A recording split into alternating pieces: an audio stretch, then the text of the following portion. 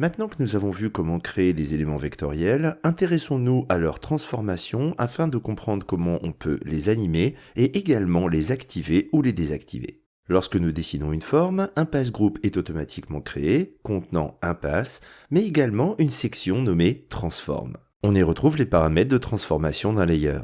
Si nous changeons les paramètres de position, nous voyons que cette transformation va être appliquée à l'intégralité du passe-group. Cliquons sur le bouton du générateur et choisissons Reset Value. Cliquons sur le passe-group pour le définir comme actif et dessinons un deuxième pass qui sera ajouté à l'intérieur de celui-ci. La section Transform, qui est encore dépliée, s'applique ici à l'intégralité du passe-group. Si nous modifions le paramètre de rotation, nous voyons que celle-ci s'applique à l'intégralité du passe-group et donc aux deux passes qui s'y trouvent. Mais en dépliant Pass 1, nous voyons que lui aussi contient une section Transform. Nous remarquons d'ailleurs que les paramètres de position et de Anchor Point ne sont pas à 0, notre forme n'ayant pas été dessinée complètement au centre du viewer. En plus du transform du pass group, on a donc un transform applicable uniquement à chacun des passes. Ces transformations locales sont donc combinables avec des transformations plus globales appliquées au pass group.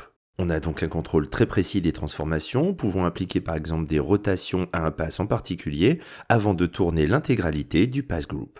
Cette section de transformation fonctionne exactement de la même manière que les transformations appliquées au layer. Il est possible d'y ajouter des clés d'animation, des générateurs ou des modifieurs, ou encore d'effectuer des shares ou des links entre les paramètres. On y retrouve d'ailleurs le paramètre Amount qui permet de définir un poids à cette transformation afin de venir la pondérer, voire de l'inverser. Nous disposons également d'un switch Enable qui permet de complètement désactiver un pass ou un pass group comme si celui-ci n'existait pas. On retrouve également ce paramètre pour chacun des passes. Les pass groups sont représentés dans la timeline d'une manière un peu particulière. En repliant les sous-sections et en remontant dans la timeline, nous voyons apparaître dans l'alignement du pass group un bloc connecté aux clés de type Enable. Cette notion de bloc connecté à des clés vous rappelle certainement le bloc du layer connecté à des clés de visibilité. En déplaçant une des limites du bloc, on peut voir la clé Enable se déplacer également. Tout comme pour la visibilité d'un layer, on peut mettre plusieurs clés sur le paramètre Enable afin de faire apparaître et disparaître le bloc plusieurs fois dans l'animation. Il est important de comprendre qu'en désactivant un pass group, les éléments vectoriels qui le composent n'existent à cet instant tout simplement plus. Tout comme s'ils avaient été complètement supprimés de la liste, le style fill n'a donc plus aucun élément vectoriel à dessiner. Rappelons que ces clés de type Enable sont également disponibles pour chacun des passes. En dépliant Pass 2 par exemple, nous pouvons voir apparaître ces clés.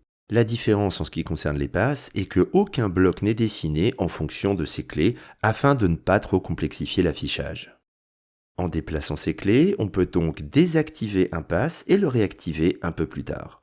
Le mot désactiver à la place de disparaître est très important car il faut garder en tête que ce pass n'existe tout simplement plus à un moment donné.